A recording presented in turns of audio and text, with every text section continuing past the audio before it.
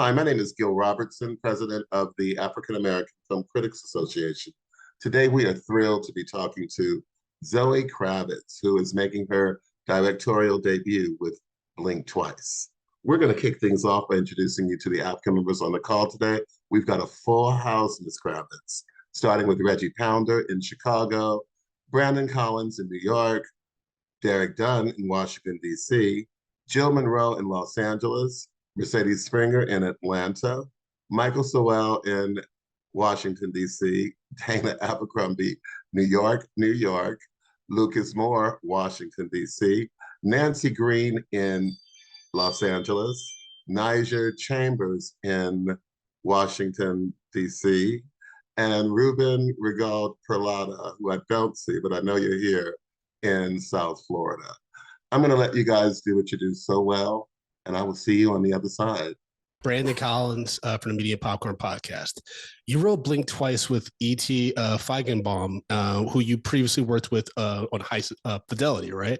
And how did you two come together to not only co-write this script, but how did you figure out your process in determining the themes, tone, and character arcs for Blink Twice? Well, actually, I'd written basically the basic story, and I went to Eric, who is a friend of mine. He lives in Brooklyn.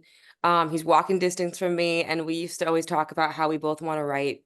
And this is actually before High Fidelity. And so when I sent him this idea, we started to write together. And the process took so long that by the time High Fidelity came along, we had already been writing the script for a year already. And so we got to do that together, which was, amazing because we learned so much in terms of being in a writer's room and like really having to learn about, theme and character arc in a way that both of us kind of didn't really know. But yeah, I mean, there's a reason that this took 5 years to write. It's a really complicated story. It's a very complicated tone. And we also had to keep on adjusting the characters and their dynamics based off of the cultural conversation that kept changing. Thank you so much and great job. Thank you. Hi, everyone. I'm Mercedes with She Critiques in Atlanta. Zoe, first of all, I was so excited that you were getting in the director's seat and you did not disappoint. I'm so excited for everybody. I've been telling everybody about Blink Twice. I'm that's so cool. Really amazing. It's original. It's creative. I loved all of the things, the decisions you've made as a director. Absolutely amazing. I want to ask you about your decisions as a director, getting in that chair. How are you now? Because I saw your creative fingerprint, that artistic side. How would you say you're molding and shaping your vision as a director? I mean, I don't really have anything to compare it to because this is it, so it's kind of interesting because, you see things in your mind and you have all these decisions to make, and then you kind of don't know what it is you're doing as a whole until it's completely done, and that's part of what is so scary about directing is that it's kind of like decision after decision and you hope they meld together. It's like inviting people to a dinner party. You're like, I hope these two people get along and I hope they like each other and I hope the chicken's right and I hope that, this person's sober. Do they have what they need? And it's just like, you're just kind of going with the flow and hoping that it all melds together. Especially when telling a story that's so complicated like this. And so it's a really interesting process. You kind of see at the end of the process, you see a reflection of who you are, and who you are creatively. And, it's, for better or for worse, you have to look at yourself, Well, you did amazing. I really see your fingerprint very early on. So very happy to see you next. Thanks so much. I'm so glad you liked the film. How you doing? This is Lucas Moore with Team JVS. I have a question about the way you filmed Channing in this film. You filmed him in such an immersive way that it feels like you're giving the audience the same perception of him that Frida has in the film. Mm-hmm. Was that done purposely or just an amazing coincidence? No, I mean, this story is told through Frida's eyes. And so, I didn't want to shoot things in the standard way. I wanted to shoot things in the way that Frida was experiencing things.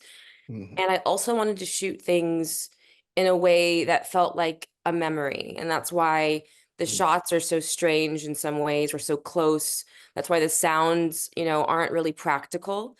I was thinking about, when you think back on things, when you remember things, you don't remember remember what you felt and what stood out and what felt important to you at the time. And so me and my DP, Adam, really wanted to find ways to immerse the audience into Frida's experience. You did a great job. Thank you so much. Thank you. Hi, Michael Solo from Washington, D.C. I'm very excited, to see this film. Immediately when I walked out of the theater, I called my wife and said, hey, when it's come out, we need to watch this, because this film does bring up conversation. And one thing that really I was just fascinated watching is how you displayed power in this film. And it's especially, even with the message of this film, forgive and forget, but forgive and forget people in positions of power. Can you talk about, in terms as a director, how do you want to depict power in a very significant way, and especially through the entirety of the film as we watch as revelations come, on screen? Yeah, I mean, the power is really the core of what this movie's about. And, it's such an interesting, I've been calling power an entity, it's such an interesting entity. And it's something that is so complicated because, we all want power, but power, the way it works is it's oppressive by nature.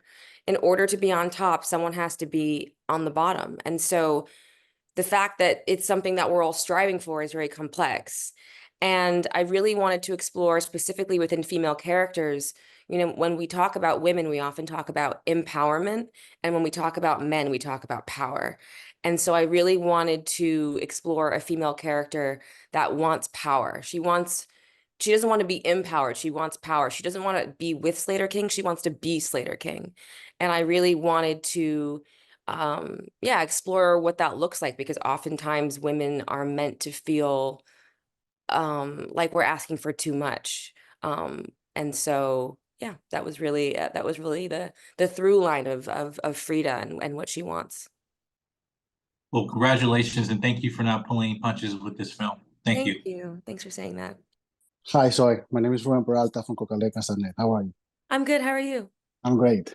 I have to be honest. While I was watching your movie, I felt that I was scrolling into my Instagram account into emotions, because the movie, like little by little, it's taking you to like a madness.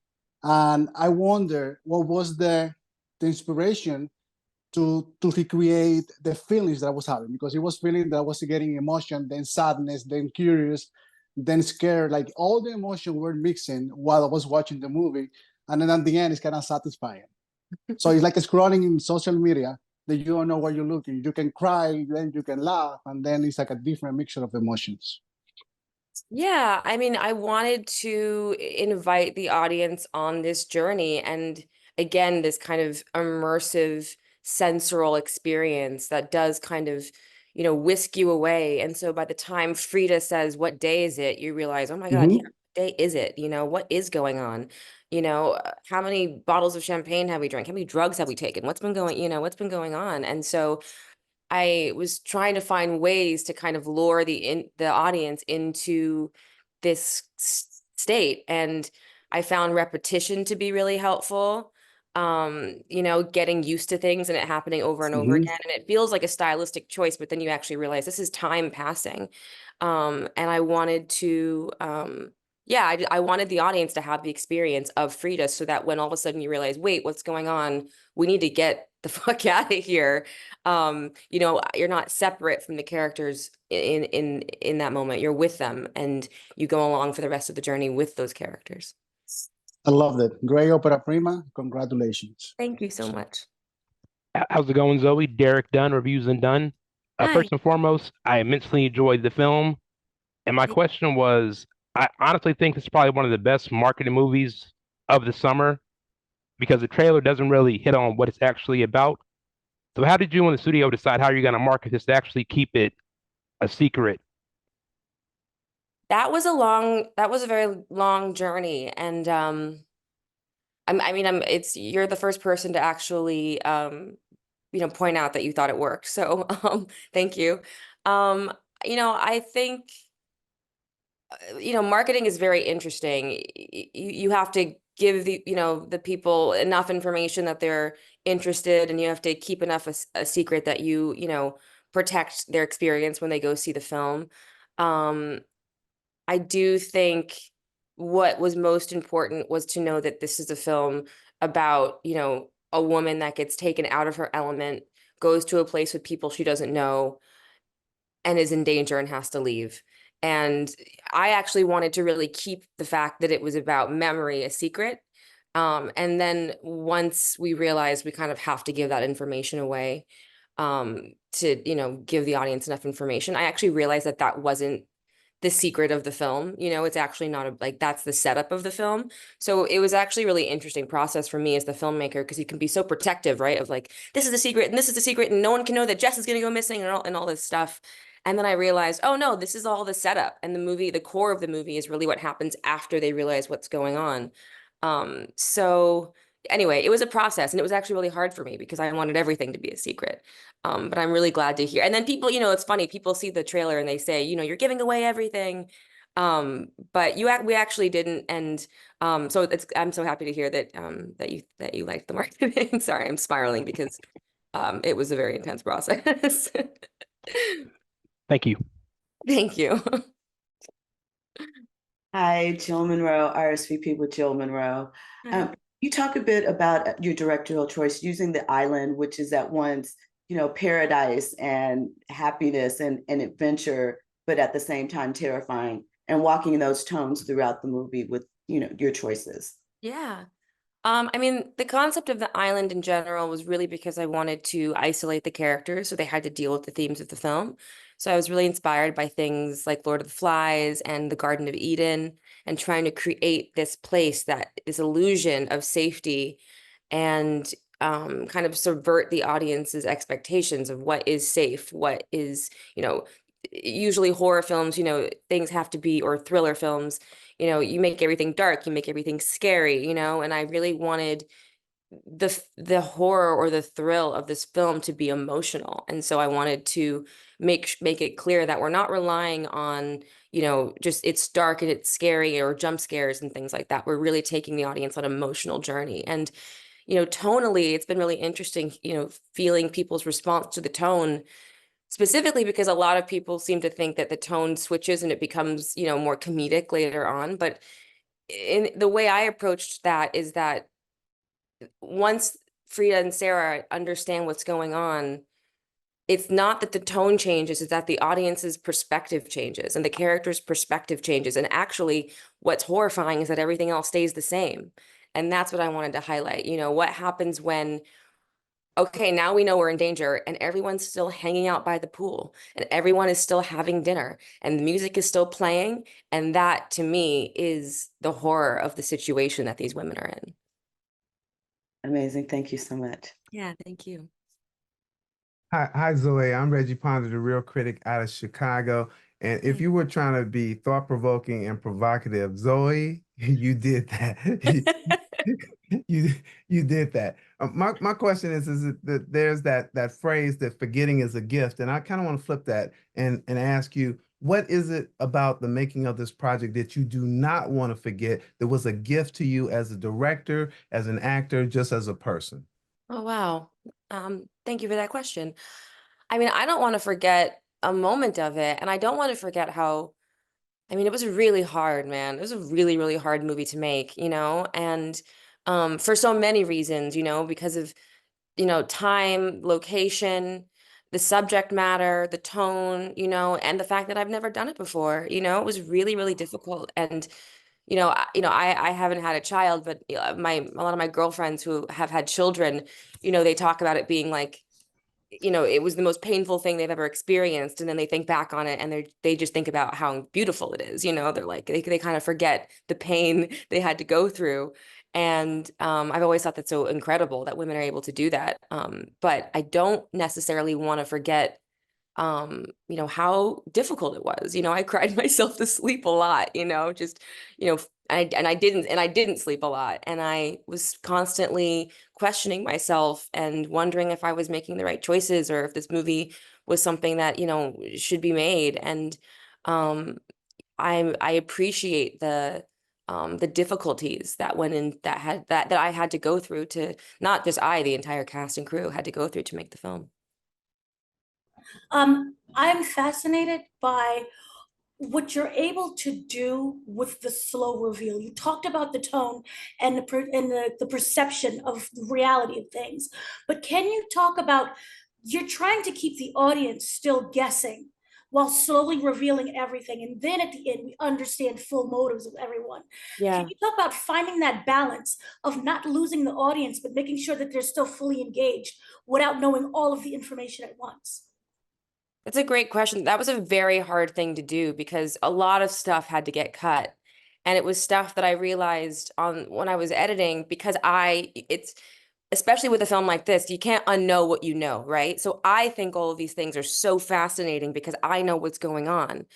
And then I realized after showing it to people, oh, well, if you have no idea what's going on, the scene is not engaging. It's not as complicated as I thought it was. And so, trying to find the when to leave a breadcrumb and kind of have this thread of tension that you have to keep taut.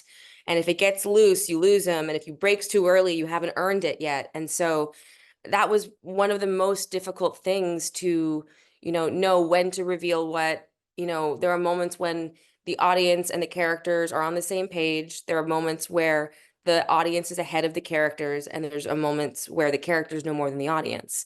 And having to find that balance and when to do that and when that worked was really, really difficult. But, I'm someone that really, really loves film.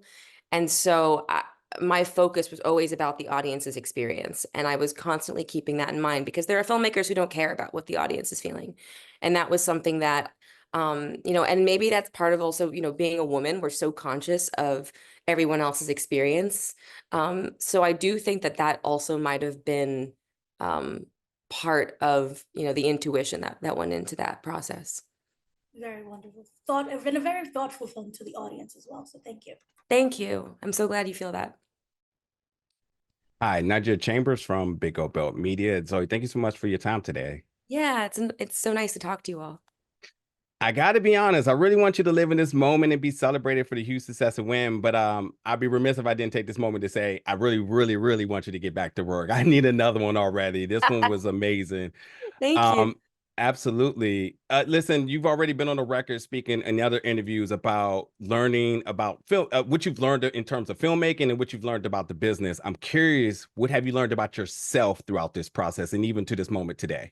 Oh, wow. I mean, I've learned, let's see, that's a good question.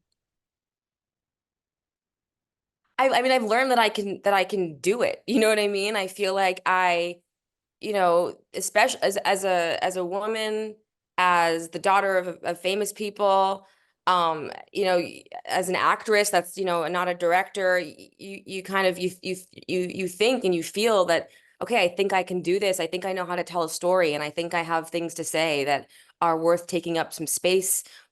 But, it's a scary thing to admit. And, there are often times where you feel like, the whole world is sitting there like this, waiting to see you fail.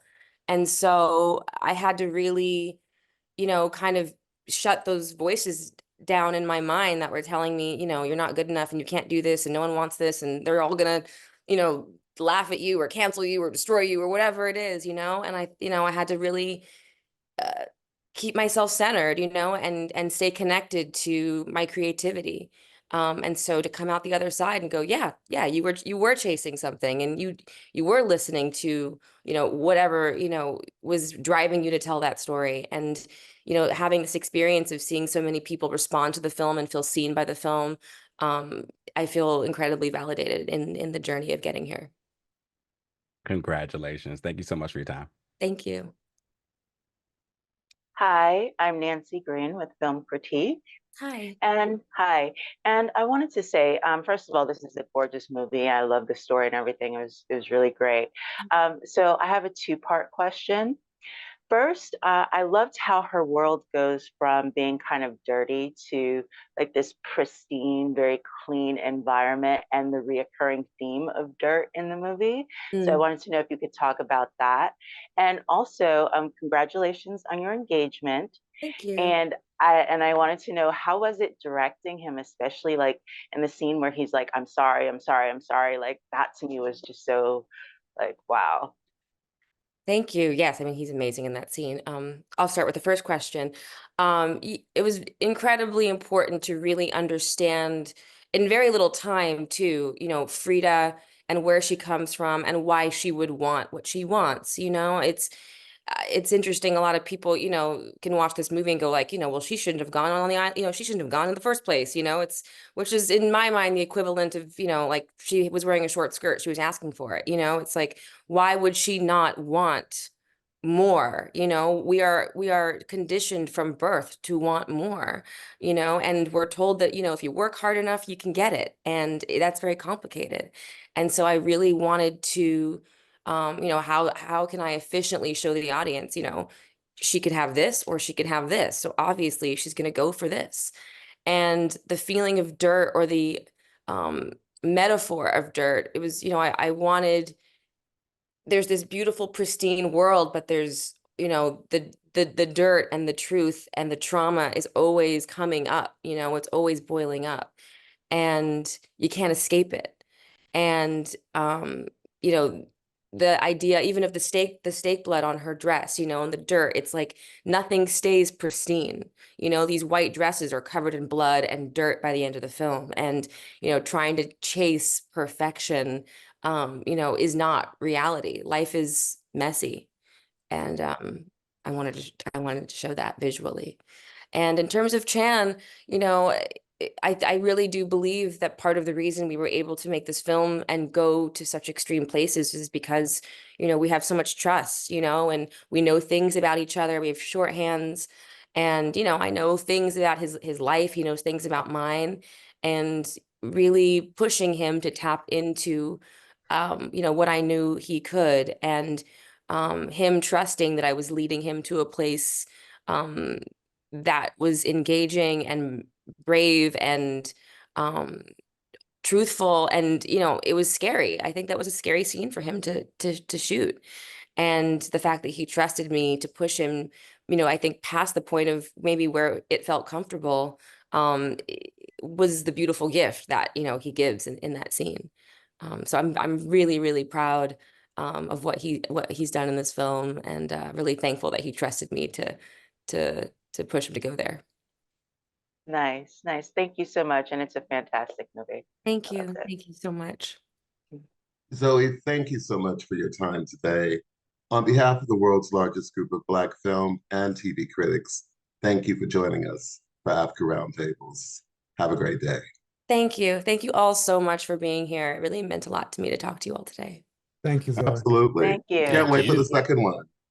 All right, let's go. Let's go.